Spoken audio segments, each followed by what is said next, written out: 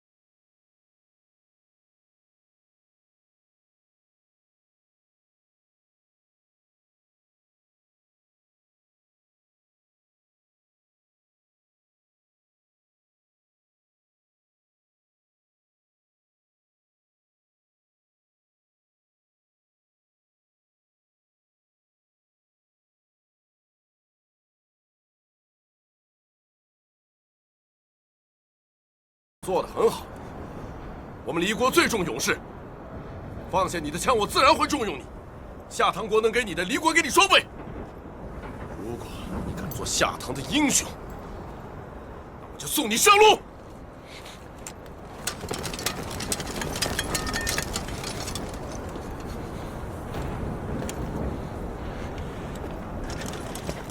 退后！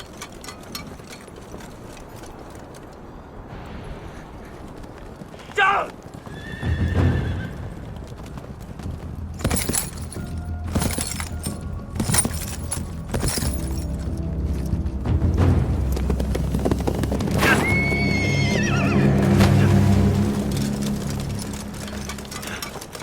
不要动他！不要！阿苏拉！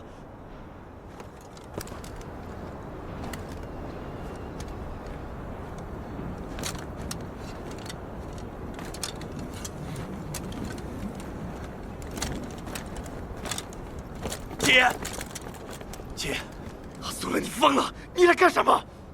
我说过不能把你一个人留在战场上，我说到就要做到。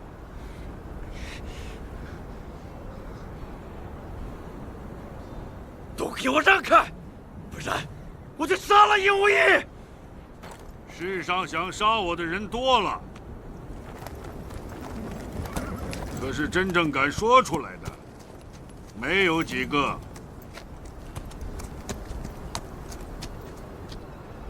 看见没有？这才是你要杀的离国公尹无义。那不过是我们公爷的尹武士，这样的尹武士，我们军中多的是。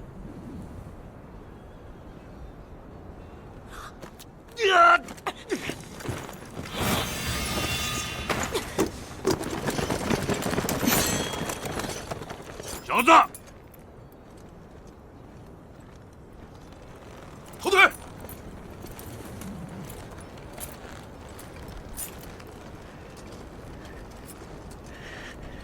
这么漂亮的女人，绝不可能是尹武士。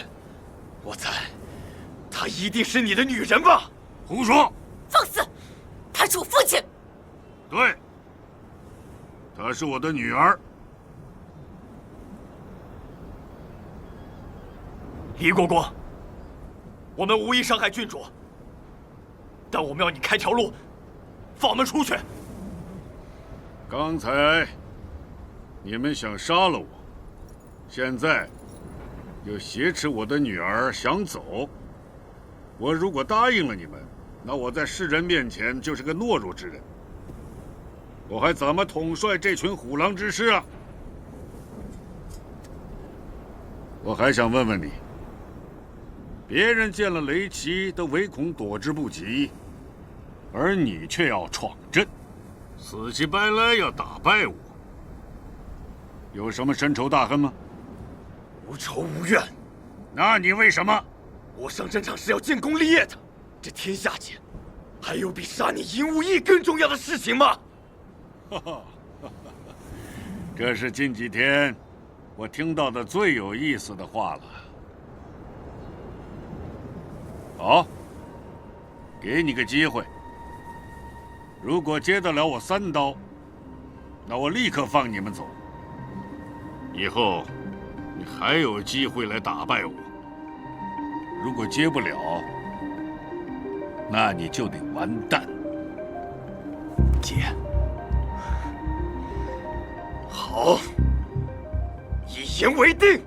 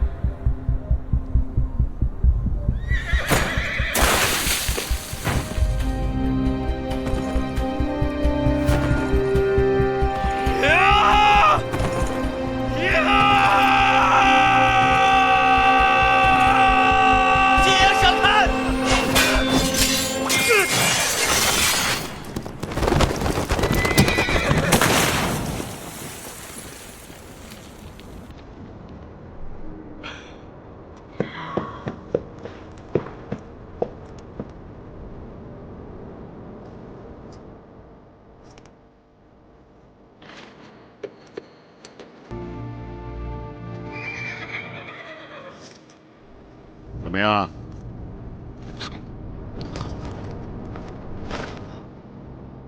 李国公，第二刀我接了。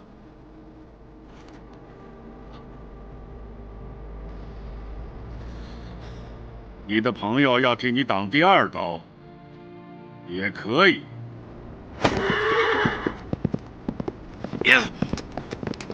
他死了！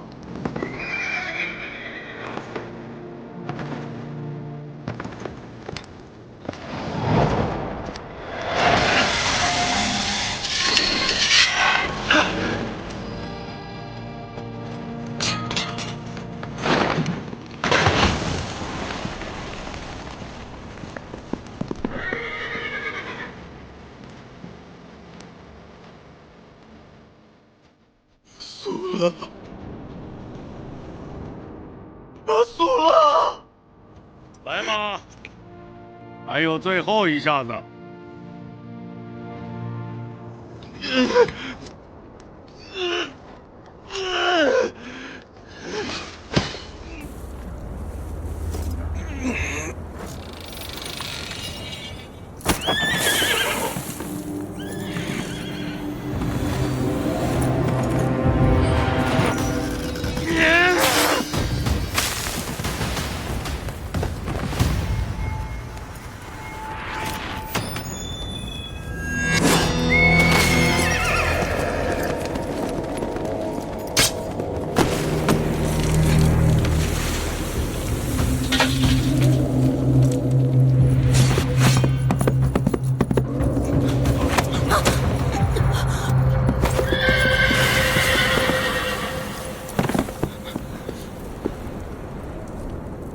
原来你是个卑鄙小人！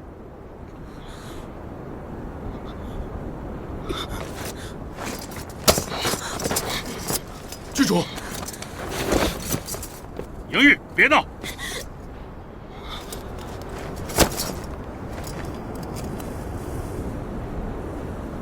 郡主，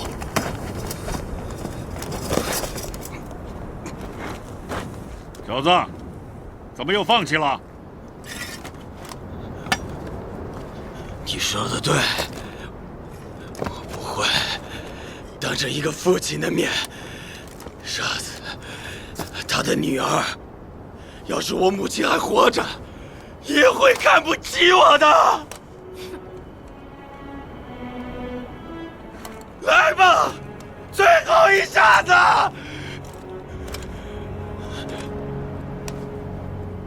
你叫什么名字？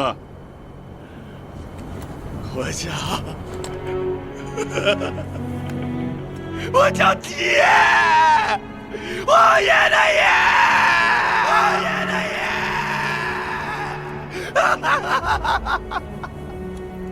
来呀！啊，一个叫基野的小子，想要我银无义的脑袋。哼，可笑！孩子，等你以后成了名将，再来跟我争夺天下，取我的首级吧。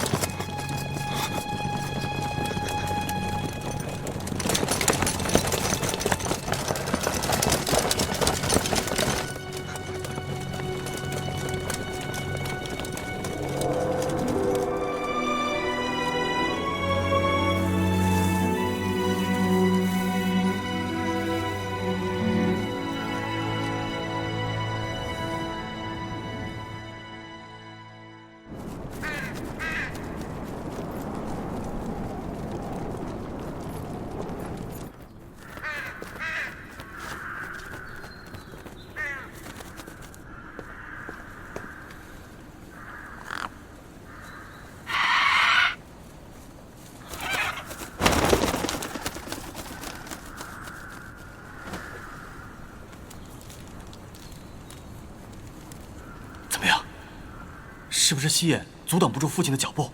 这是好事。世子何故烦恼？好事。此番陪伴父亲出征的本应该是我这个世子，可现在呢，我却留在了这儿，营玉反而上了前线。倘若父亲真的进了京，胁迫皇室给营玉封赏，我怎么办？有时候风暴来得过于猛烈，你别无选择，只能收起风范。有时候，但若你顺着风暴而行，往往可以一日千里。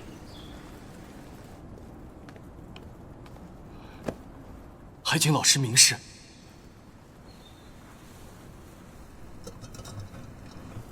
离公让世子镇守国土，那是对世子的信任。世子完全可以立功建业，让离公对世子刮目相看。我想请问世子，西眼是何人？西眼，东路名将，下唐军中第一人。他现在被离公困在了古碑口，眼下下唐国内空虚，世子完全可以趁虚而入，率军直取南怀，即便不能成功，也能够建立威信，确保地位。郡主毕竟是女流，离公再宠爱，也不能罔顾臣民的意愿。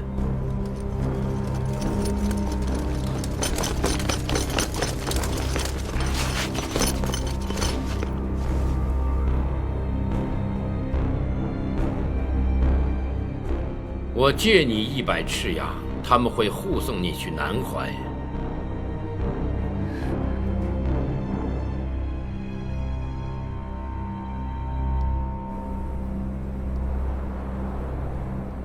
此战我军与雷齐各有损伤，将士们奋勇杀敌，辛苦了。幸好我们有铁浮屠在扭转战局，多谢九王。但毕竟雷齐势不可挡，铁浮屠数量有限，我们抵挡不了太久，还是要及时向国主求援才是。我手臂受伤了，不能再作战，留在此地，怕也是给军中带来负担。我请缨回国，亲自向国主求援。西将军，可否允许姬野随我一同回去？为什么是他？他与离公正面交锋过，虽然不算全身而退，但也生还归来。一个孩子可以接下狮子王的刀，离公不再是神话了。我要带他回去，鼓舞军心。接下狮子王刀的可不只是他一个人呐。世子可以留在前线，鼓舞士气。恐怕是世子所想，与将军所谋不同吧。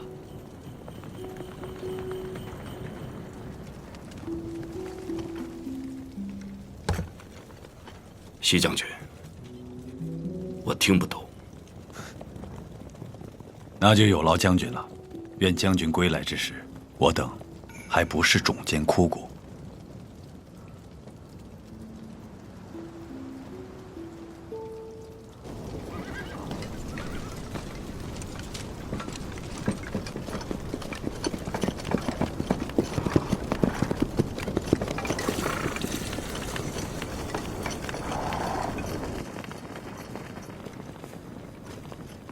姬野，你醒了。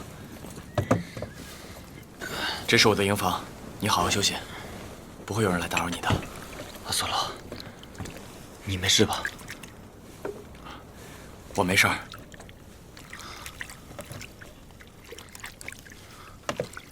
我没想到你会来，我怎么可能丢下我朋友不管？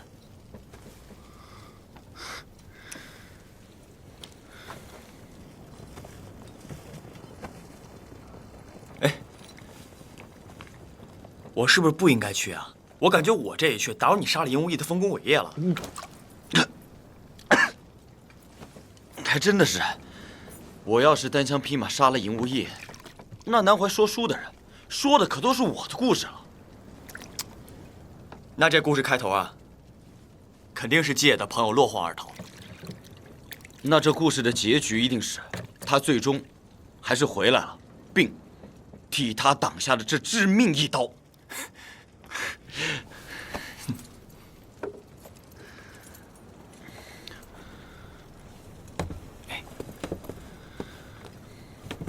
从小到大，我没依靠过什么人，也没谢过什么人，但是，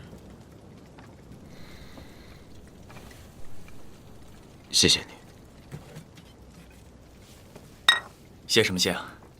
我们是朋友。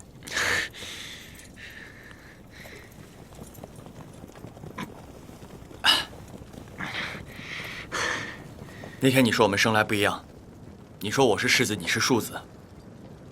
但说真的，当世子没有什么好的，还不如像你一样，生在平凡人家。像我一样？嗯。像我一样，黑吗？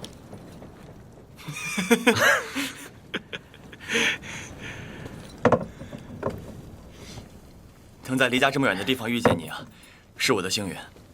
幸运？嗯。那你以后会一直幸运下去的。叔叔，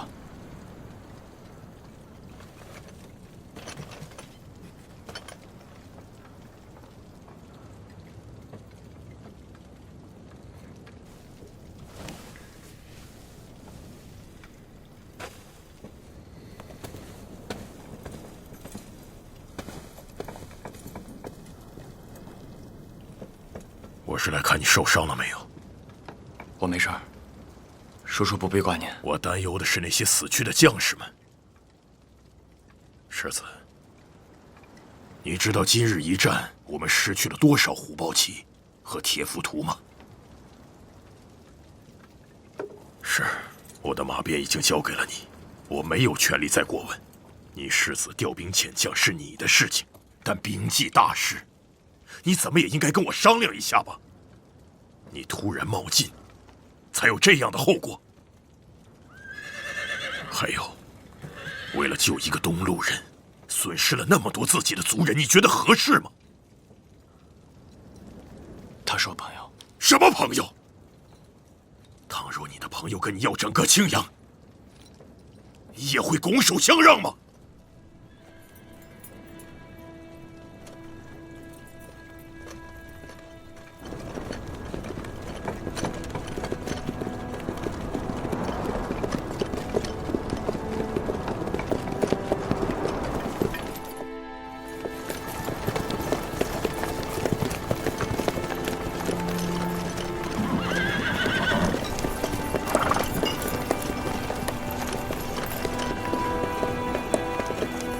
孬种逃兵，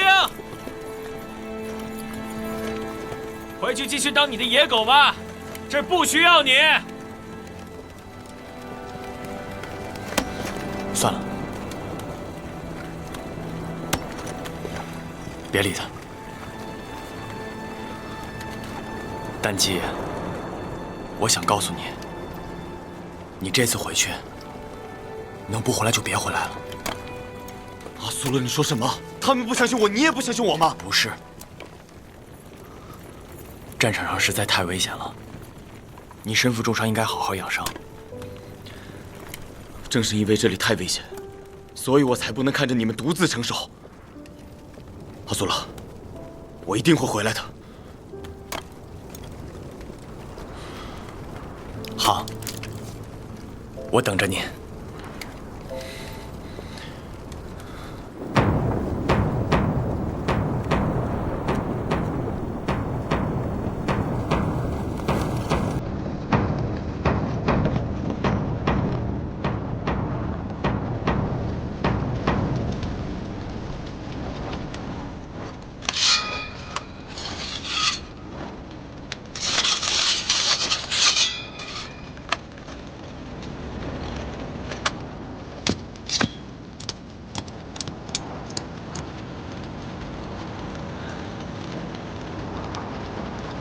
世子有何不适吗？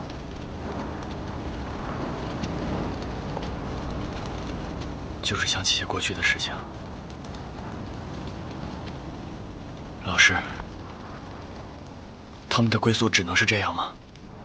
是我把他们带出来的，可我没能把他们带回去。在我们青阳，把战死的勇士烧掉，是为了迎接他们去盘大天神那里；在东路这么做，也是为了指引他们灵魂的去处吗？是把图就把他们吃掉，就这么简单？就这么简单。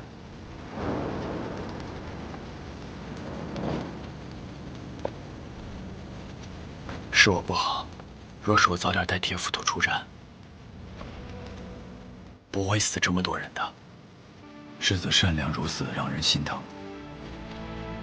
你已经做得很好了，这就是战争。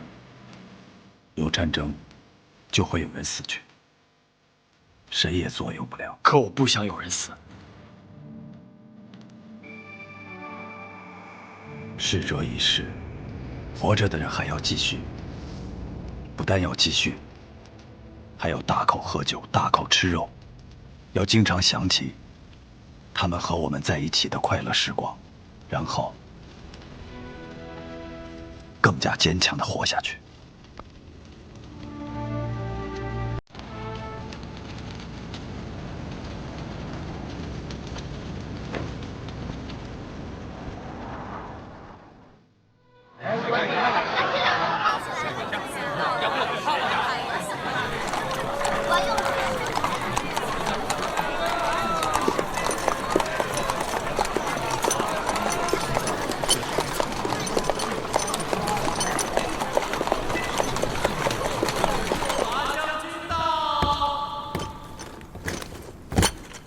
拜见国主。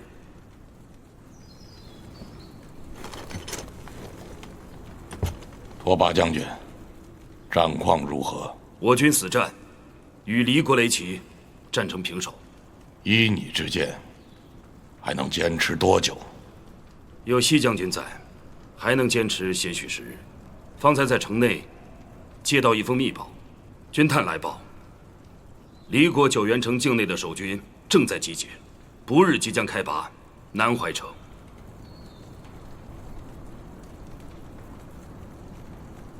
那领兵的可是胤禛？国主神算。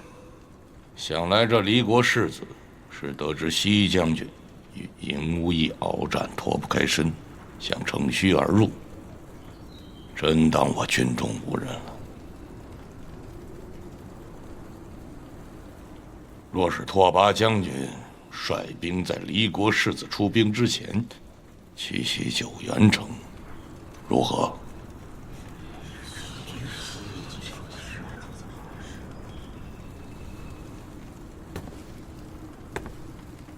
妾以为此计可行。如此一来，既可解南怀之围，又可以逼营无益，后撤回防，古碑口危机可解。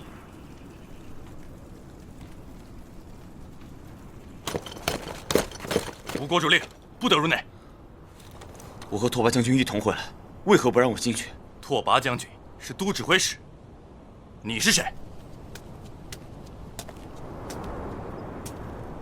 季野，郡主，雨然，你回来了！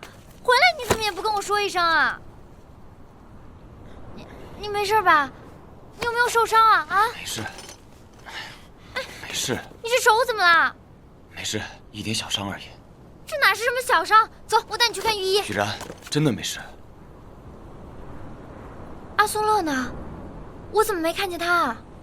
阿苏勒和西将军还在古碑口，这正是我回来的原因。他们是不是有危险啊？血战了一场，就怕是勇猛的西将军也坚持不了太久了。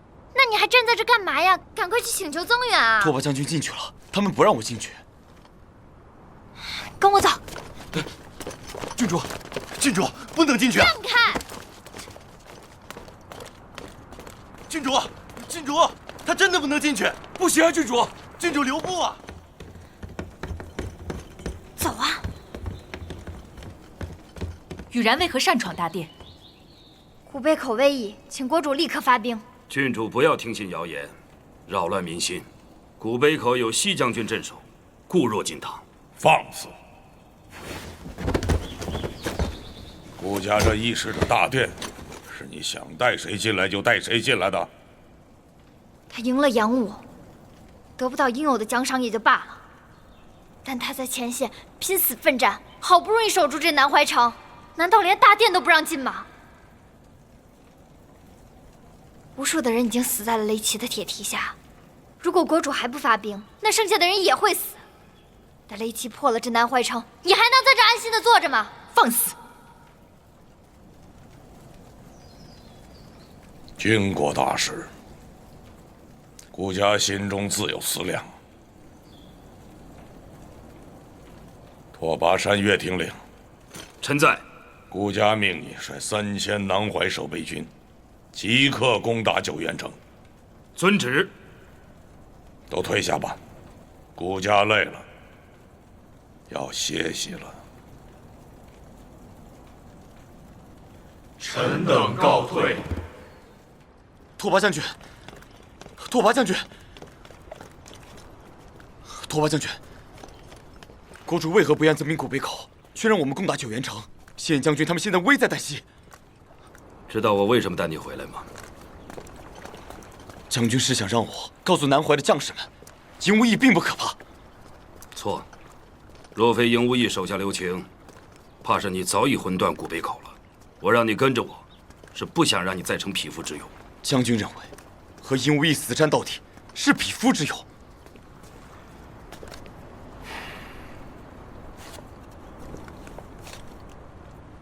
身先士卒的士兵固然可敬，可若想走得更远，就要成为驱使别人生死的将领。为士，你眼里可以只有冲锋向前；可为将，首要避讳的，便是鼠目寸光。如今离国士子伺机而动，若是我军能抓住战机，直袭九原，便可引赢无益回防，古北口之围自然可解。这太冒险了，万一世子和西将军他们撑不住了怎么办？够了！以你的身份，除非建立不世之军功，否则难有出头之日。这点你很清楚。古北口之战胜利了又如何？军功是西将军的，世子还是世子，你什么都不会有。我欣赏你的勇气，军事需要一名前锋将军，我希望会是你。你还有1天的时间可以考虑。不过，属于勇士的路只有一条，勇士从不犹豫。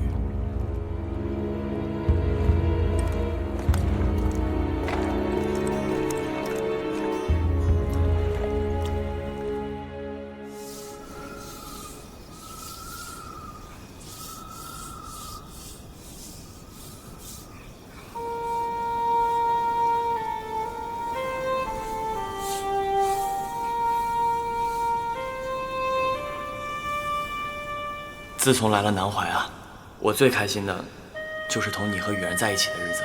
有时候我也会想念草原，想念阿爸。可迎接到你们，我好像觉得，哪怕一直在南怀生活下去，也不是一件坏事。李国公，第2刀，我接了。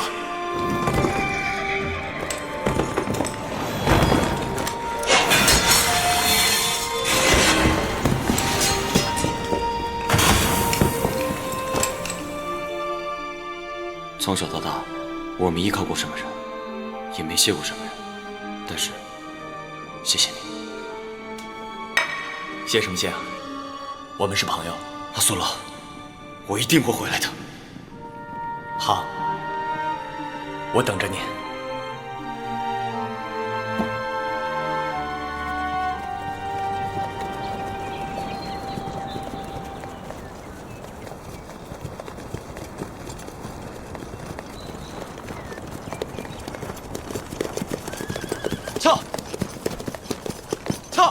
拓跋将军，我知道你会来。对不起，我来晚了。幡然醒悟，永远也为时未晚。这个世界上，从来就没有人能够抵挡住权力的欲望，没有人。拿好你的枪，枪锋所划之处便是疆土。入阵。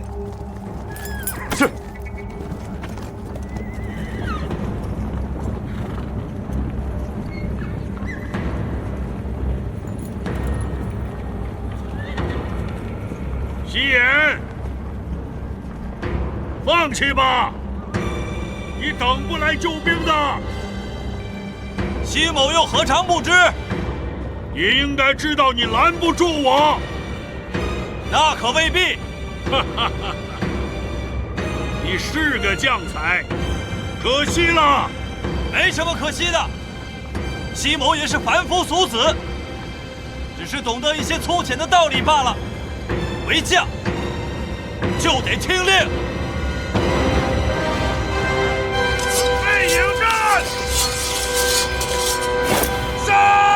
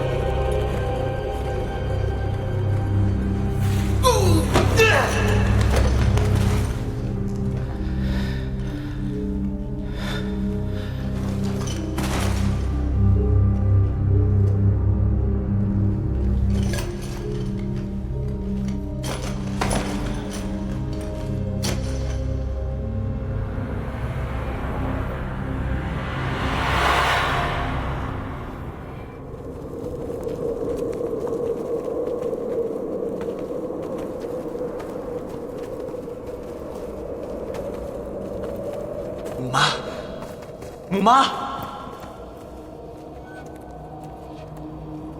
铁岩，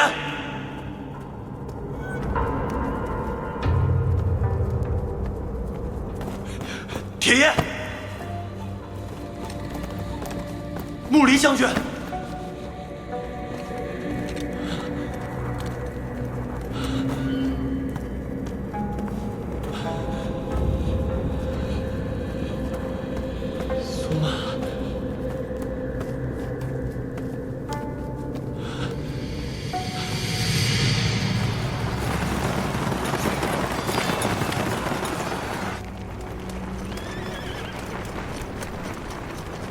还真是场硬仗啊！哎，久攻不破，没想到这个西眼如此难缠。公爷，我突然有种担心啊。什么？如果他们进攻咱们的大后方九原城怎么办？九原城，九原城有世子监国，而且地形易守难攻。可世子并非沉着应战之人。你是说，在现在如此焦灼的情况下，他们会派出一支队伍去进攻咱们离国的九原城？如果我是公爷的对手，一定不会放弃这样的机会。我觉得百里景洪是奉了帝都的命令，在这儿死守，他不愿也不敢得罪我。若是帝都看到古碑口陷入拉锯，命百里景洪进攻九原呢？那我就回兵九原城，先灭了夏唐，再上帝都，这岂不是更方便？说实话，我现在担心的不是百里景洪，不是西眼，而是咱们的那个国师雷碧城。对，真儿对他太信任，这没什么好处。那公爷想怎么做？我们现在唯一能做的，就是继续前进。我们越是向帝都推进，诸侯们就越恐惧，离国就越安全。我们一旦停下来，离国就危险了。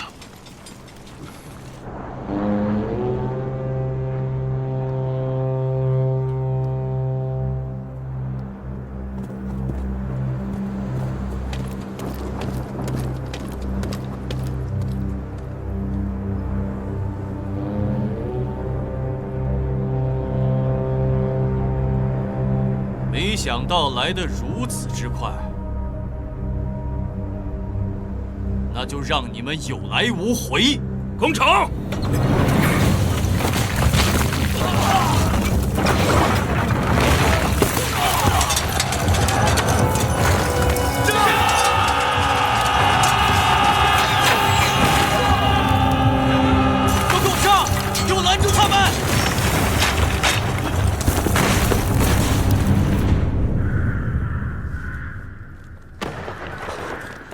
小唐军到了，他们在攻城，拦不住，快拦不住了！多数雷骑已被离宫带走，常驻者寥寥无几，自然是不好抵挡。老师不是许我100赤牙吗？若有赤牙，定能扭转局势。哼，世子完全不必拘泥于眼之所见。哼，其实战争只是小事，要想获得胜利也很容易。现在需要的是突破心魔。我想请问世子的心魔是什么？想让整个离国为你而骄傲，要把自己的名字供奉在太庙，就像你的祖先和父辈那样，永享尊荣。其实这些都不是最重要的，最重要的往往也最简单。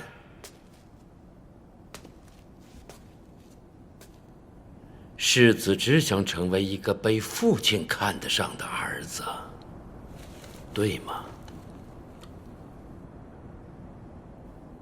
离宫心怀挞伐天下之志，世子如此怯懦，如何才能博得父亲的青睐？但世子还有机会。老师，我该怎么做？星月已动，辰月已出，现在就最需要世子这颗重要的棋子。离宫杀戮之心并未果断，现在就需要世子投身黑暗之中。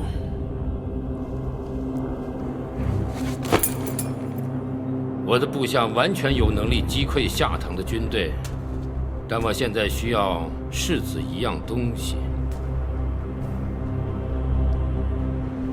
此战若成，我是否就能得到父亲的认可？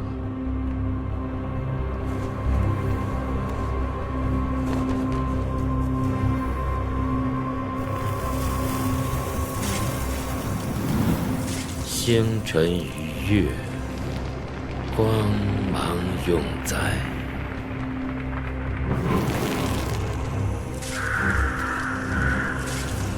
去建立更大的功勋吧。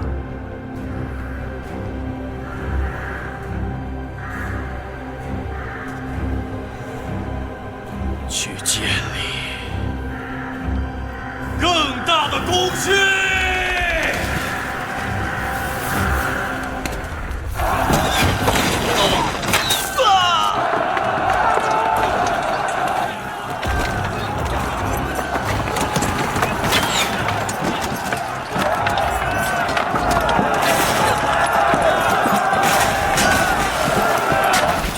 将军，姬野愿做先锋，直接破城门。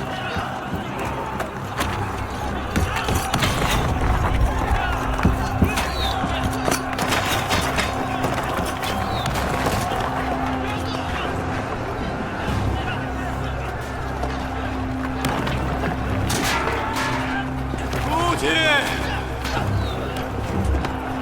儿子从来都不畏惧死亡。也永远不会给你丢人。准备，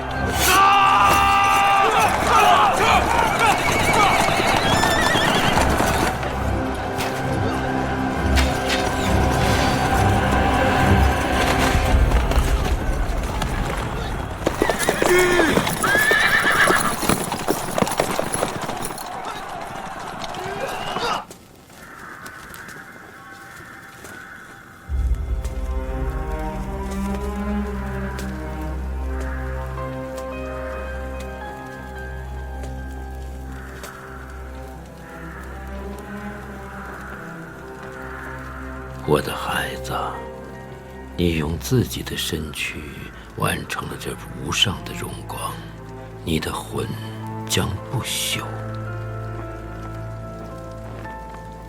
你将永远行走在星空中，与星辰同明。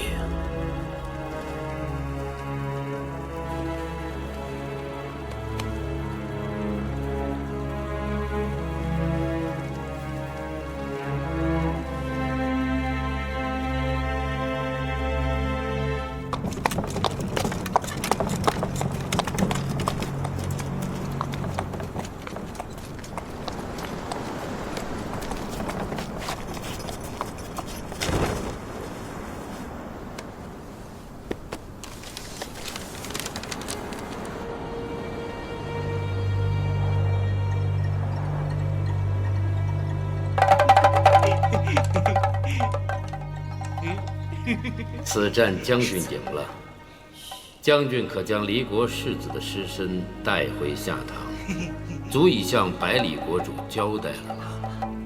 相信百里国主一定会很高兴，他的计谋成功了。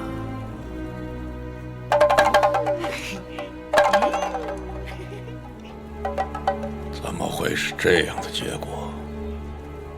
离国世子一薨，尹无义定会和夏堂不死不休。国主，我看未必。只是国主应该明白，如今我们不宜和尹无义在应战对攻了。百里九侯，你是不是怕了呀？啊！别这么说。月儿，不要闹了，带他出去。是。出去玩啊！国师所言极是，我会令拓跋山岳撤兵回来。嬴政的尸首绝不能进南怀。若是尹无义大军调转码头，南怀危矣。国主英明，这块烫手的山芋还是直接送给尹无义的好。一来是表明国主的诚意，毕竟嬴真不是我军将士直接赐死；二来，我们要再行他一个方便，成全他的志向。有时候要握手的，不是朋友，而是敌人。我会把嬴真还给尹无义，还要令拓跋山岳准备最好的棺椁。就这么做了。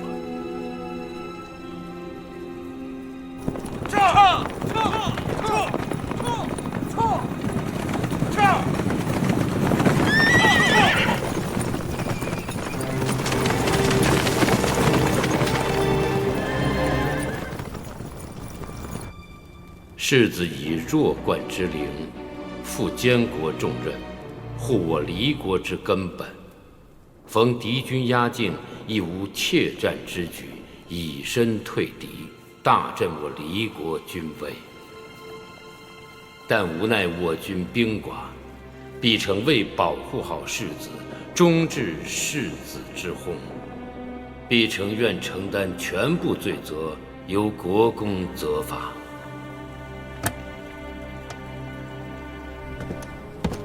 公爷，世子到了。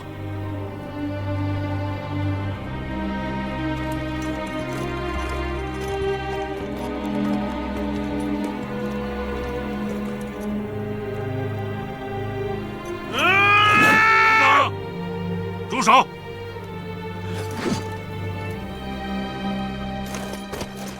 臣愿为宣封，为世子，为公爷铲平下堂。女儿请战，为兄长报仇。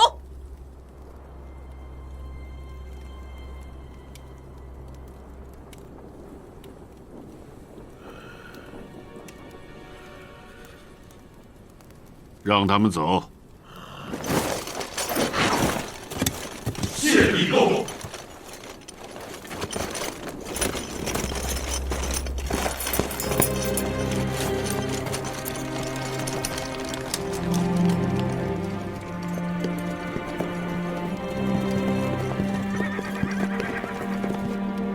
今夜送世子，照旧元城的规矩。是。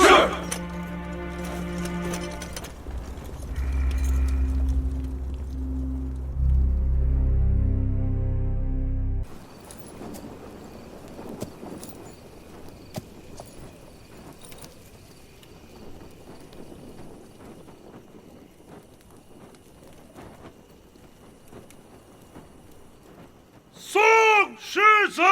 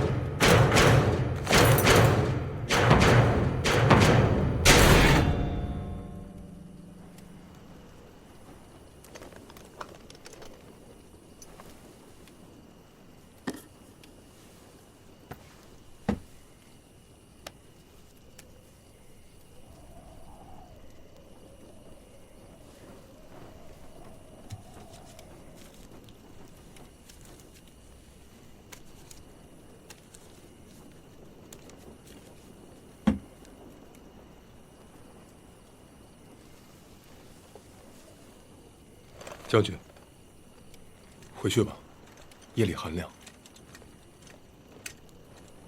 最后一夜了，多看一眼也无妨。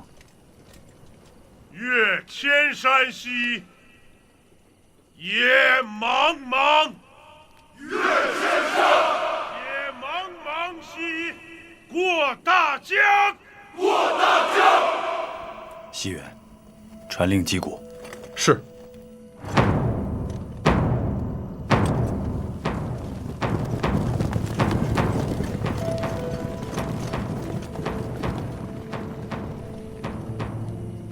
过大江兮，决天海，决天海。与子征战兮，路漫长，路漫长。救我白骨心，迎海棠，还我九州心。射天狼，射天狼。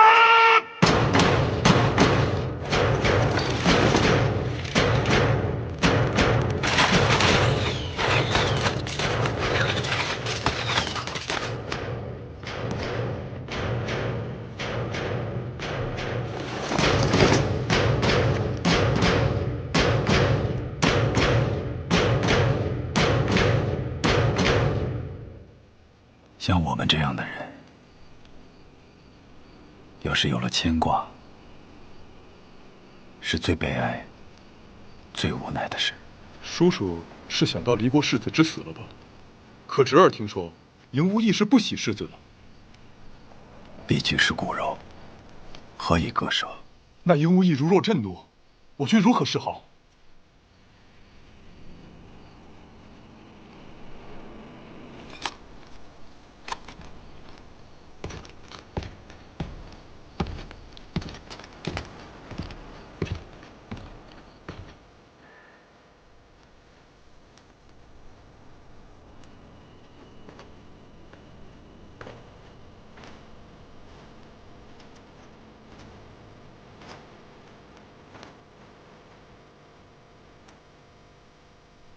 父亲，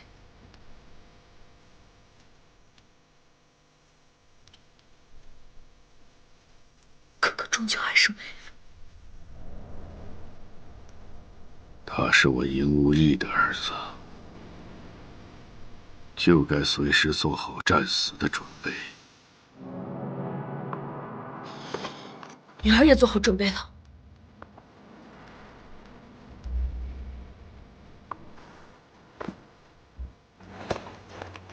好，跟着我。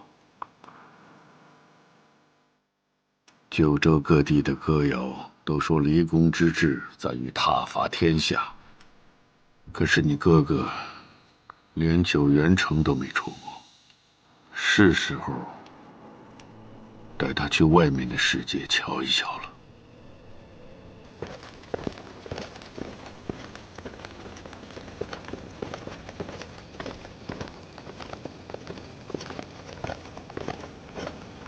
老师，世子，世子是在等我吗？是。归臣有一事相问，但事关军机，不知该不该问。里面说。是。我知道世子想问什么，想必世子已经知道了离国世子之事，想问明日一战该如何战。正是。请坐。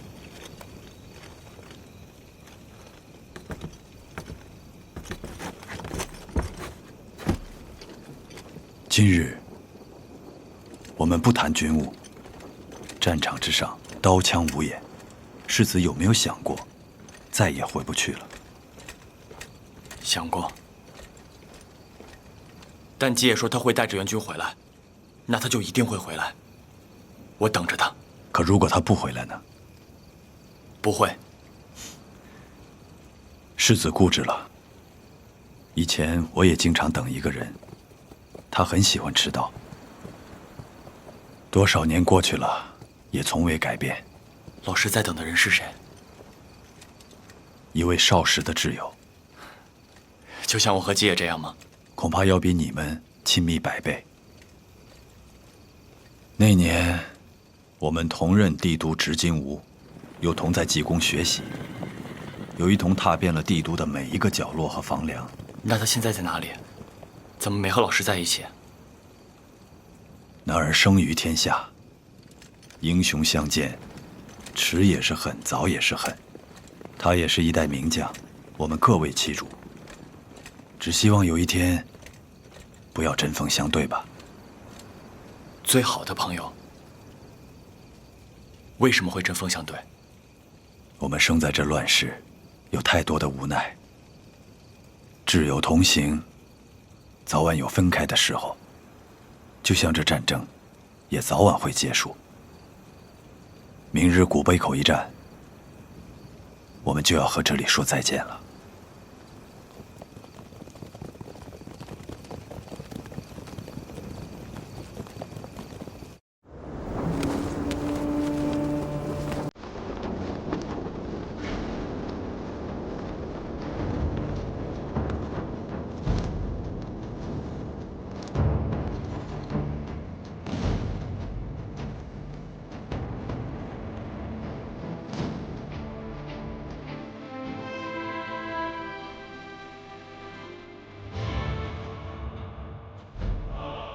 乌云在天，铠甲在身，功勋就在脚下。立国的将士们，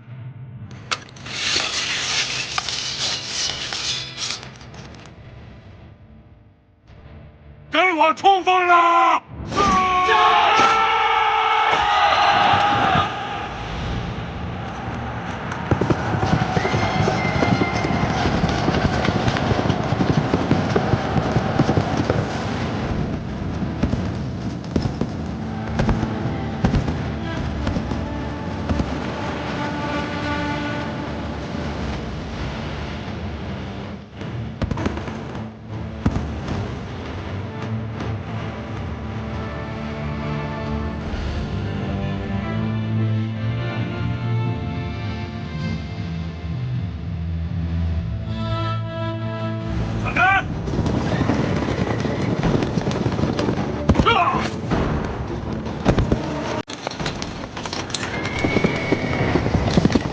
西将军，到帝都见。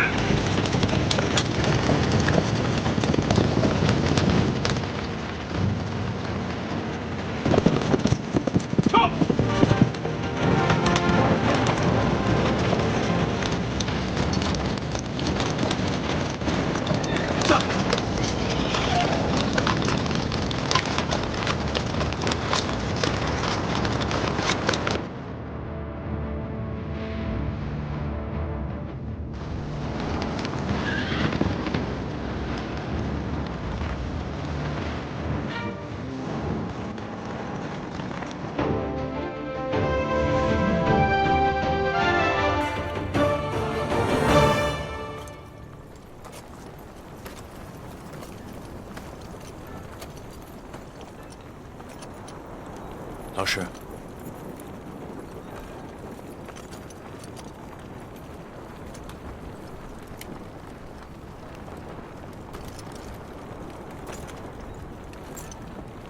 此时放营无义而去，那我们这些日子的战斗到底是为了什么？那些将士们不是白白牺牲了吗？这就是政治，是国家与国家权力的交换。国主下了严令，如若我不执行，我们所有的人都会命丧此地。我不明白，那么多人的牺牲，最后换了这么个结果。我倒是希望世子永远都不要明白。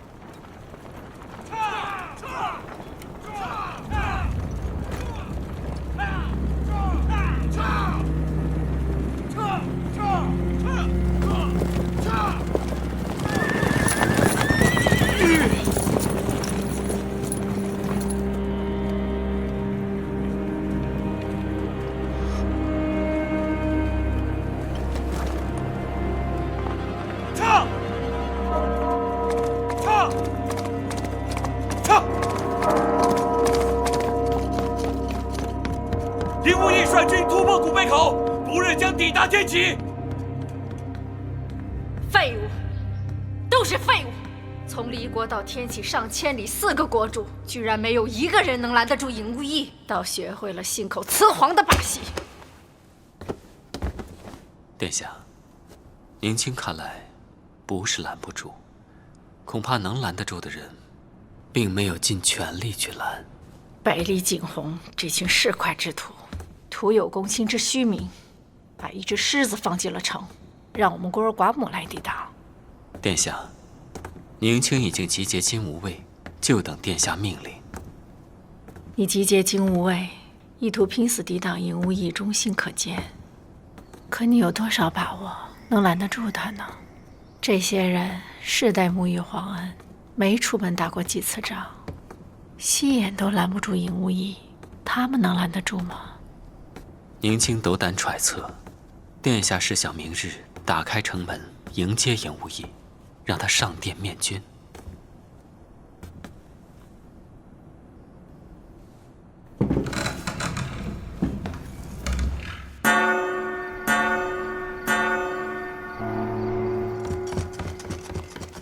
报，尹无义率军抵达天启城外。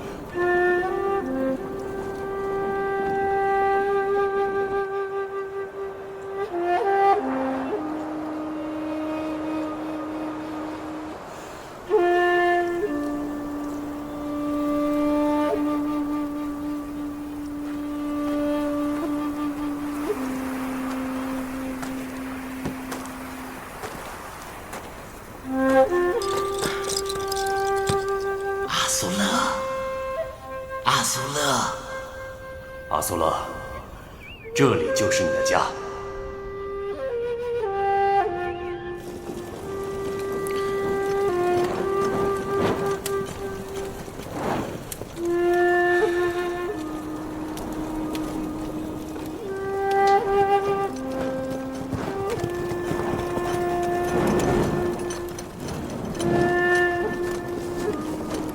姐，我来晚了，对不起。不，我宁可希望你没有回来。为什么？因为我不想失去你这个朋友了。这场仗死了太多人了，我宁可希望我们两个没有参加这场战争。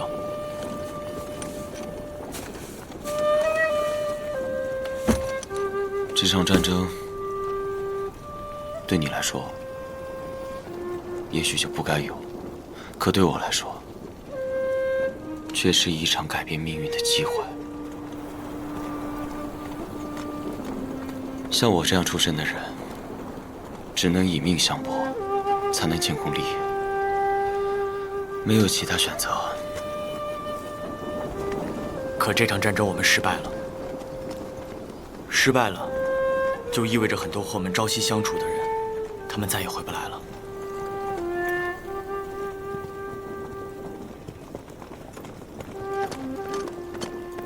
但其实我有点想家了，要是现在可以回去就好了。家。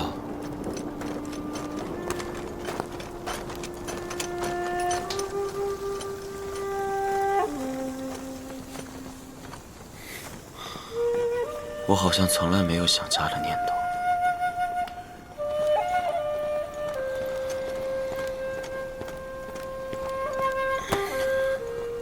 那个家我也不想回。父亲偶尔会对我好，可他看我的眼神，跟看我母亲一样，充满畏惧和鹦鹉。哪像我？我从来没见过阿妈，只是听我阿爸说，我阿妈是整个草原上最漂亮的女人。你妈妈呢？她是什么样的人啊？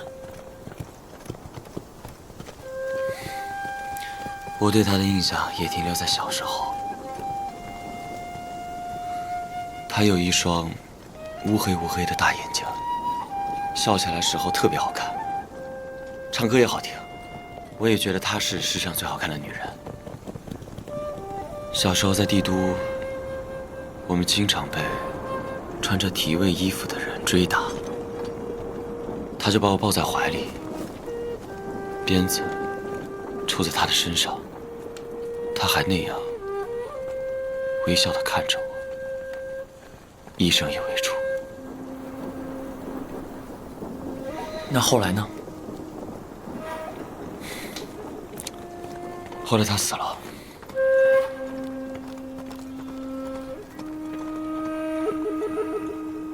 再后来，我们全家来了南怀，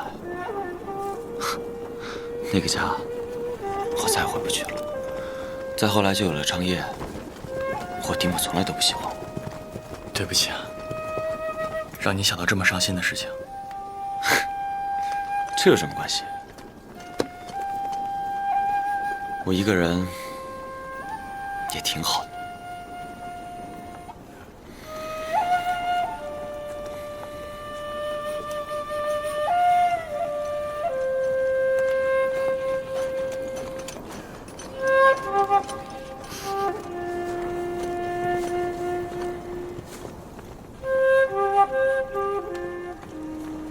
阿苏拉，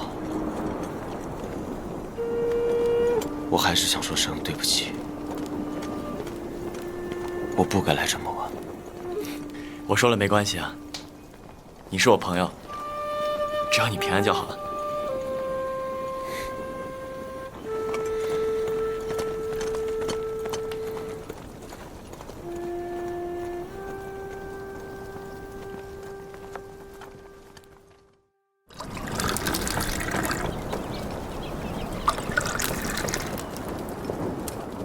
你们每一个人都是青阳的男儿，你们远离家乡南来，是为了保护我的安全。你们在家里或者有父母，或者有妻儿，他们都在等着我把你们平安带回去。可是我，却把你们带来了这个没有结果的战场上。我不该让你们陷入危险，是我没尽好一个做主子的责任。今天我们都站在这里，但是却有几十个兄弟永远留在了战场上。第一杯酒，愿他们安息；愿盘达天神指引他们回家的方向。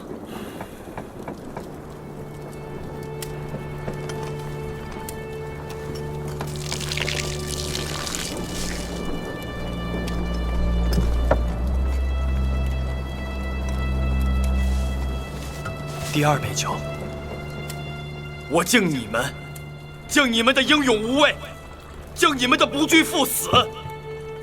你们每一个人都是真正的勇士，是我们青阳的魂。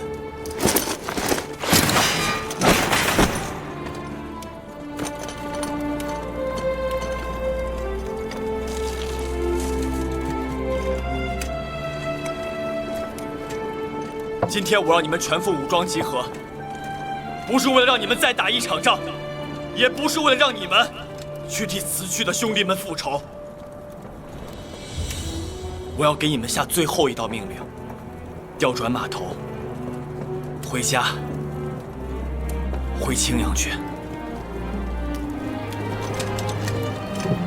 叔父说过，每一个铁浮屠都是青阳的瑰宝，但对于我而言，你们每一个都是活生生的人，我不能再让你们任何一个人因为我而受伤。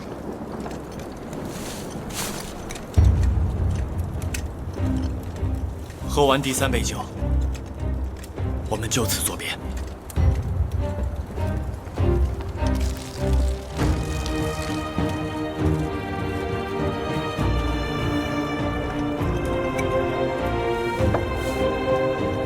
全体铁浮屠，听我命令，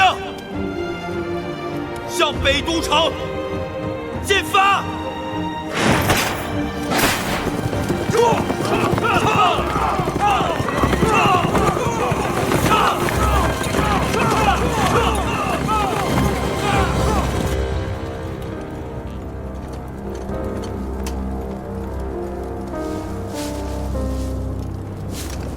叔父，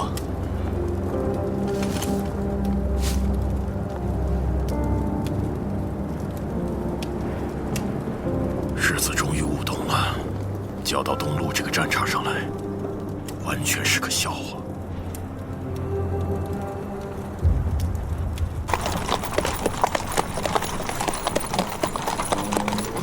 父亲，他们怕你吗？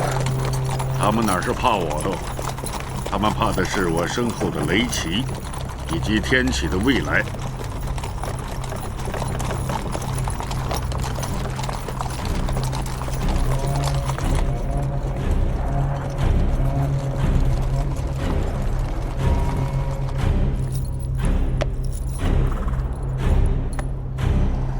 果然是煌煌都城啊！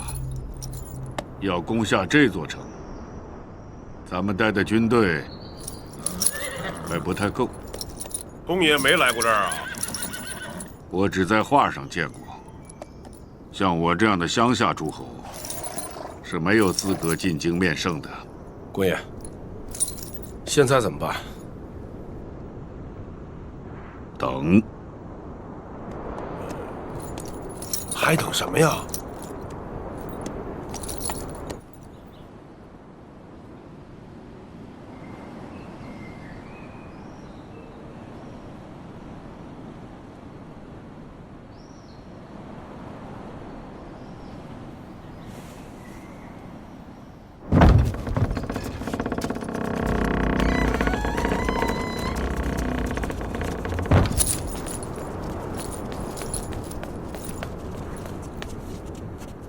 大印皇上宣诏：离国公尹无益面圣。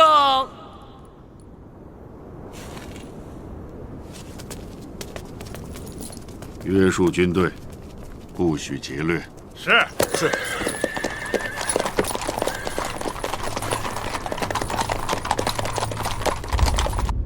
这离国公无非是一方诸侯耳，为何大家都有种如临大敌的感觉？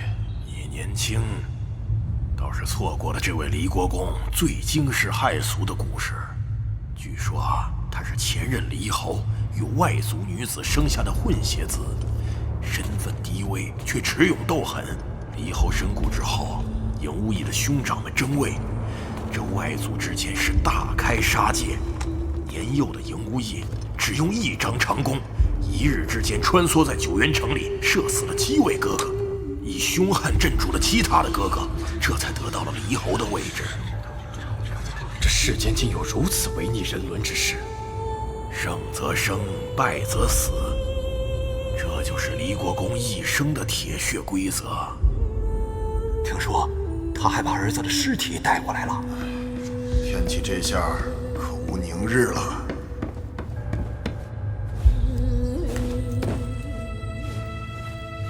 陛下，离国公已经在殿外了。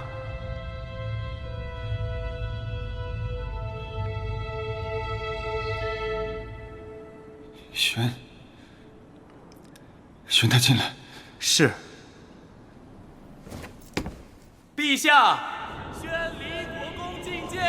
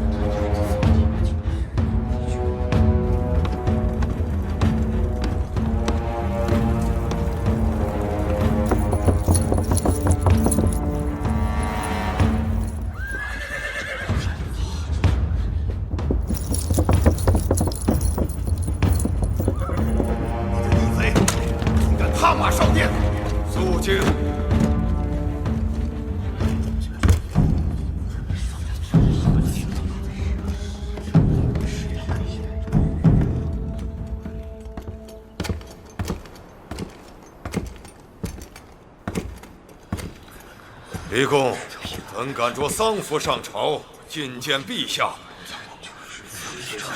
我着此丧服上殿，是要为我的儿子讨一个公道。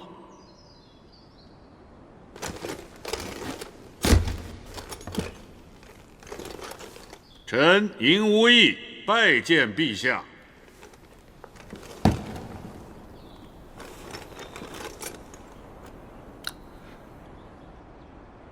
李公请起，这一路辛苦了。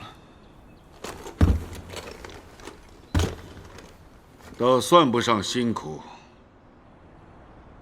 离国离天启虽路途遥远，倒还算是一马平川，无甚障碍。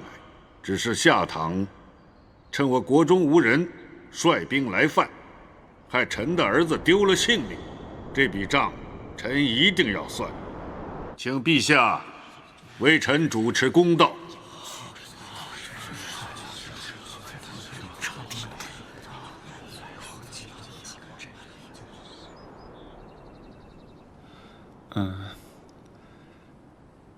离国世子殉国，朕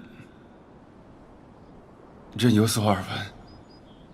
朕感念世子独自御敌的勇武，朕命太傅为世子准备葬礼，标准等同于皇亲。离公看如何？谢陛下。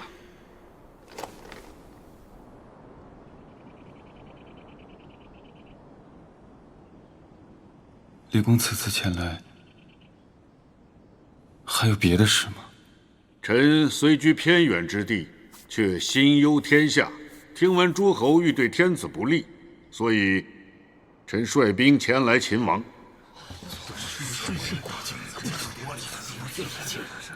我们身在帝都，却不知何人要不利于天子。你离国公远在东南，却是怎么知道的？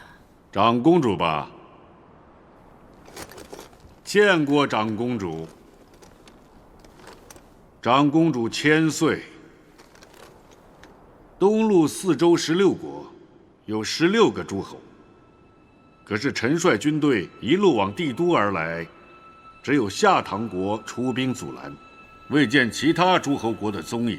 可见，他们并未有拱卫帝都之心，只是各守其土罢了。尹无益，你好大的胆子！说来觐见，却带着大军随行，一路上杀戮无数，还诬陷别的诸侯有不臣之心。我看这世上最不臣的人，恰恰是你尹无益。长公主，臣是离国人，离国人的忠诚跟别人不同。你们这样的人，也配跟我谈忠诚2字？离国人是知母不知父，因为母亲有生育之恩。别的诸侯都视皇室如父，父亲有威严，儿子们不敢不听从。唯有离国人是皇室为母，臣千里秦王，求的就是母亲的慈爱。几百年来，离国就是皇室的兵营，皇室要讨伐谁，离国总是冲锋在前。长此以往，国弱而兵强，没有战事就活不下去。臣希望皇室能给予给养，一如母亲赐儿以乳之。儿子求母亲慈爱，未免有些自私，想得到母亲的偏爱。臣只想求个名分，以免在诸侯那儿遭到冷眼。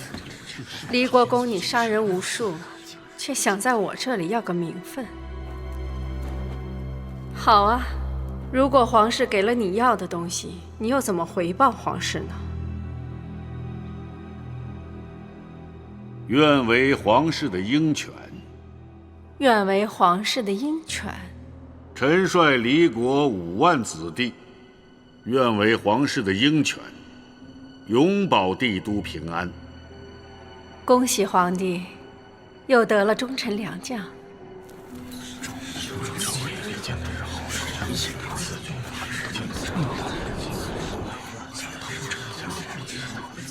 来人，宣召。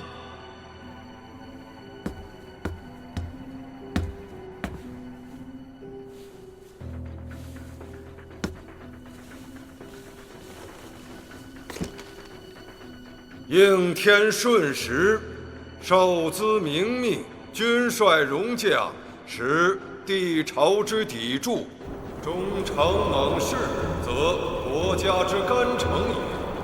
俱可悯其计，而不加之以宠命乎？离公赢无益，卓藩数位，功绩本亦可嘉。今千里朝觐，可剖忠勇之心，朕心甚慰。子特授尔为天齐守护使，卫戍帝京，威警宁贼，钦此。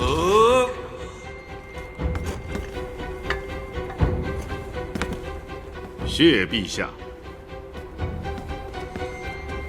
离公舟车劳顿，来人，带离公前往府邸接风洗尘。陛下，臣还有一事相求。离公请讲。臣从偏远地区而来，初次到京，早就听闻太清阁乃帝都第一高处，臣想去太清阁一趟，登高远眺，看看帝都之繁荣。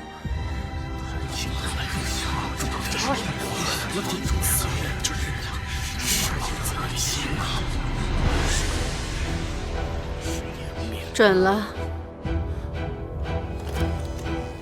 谢陛下。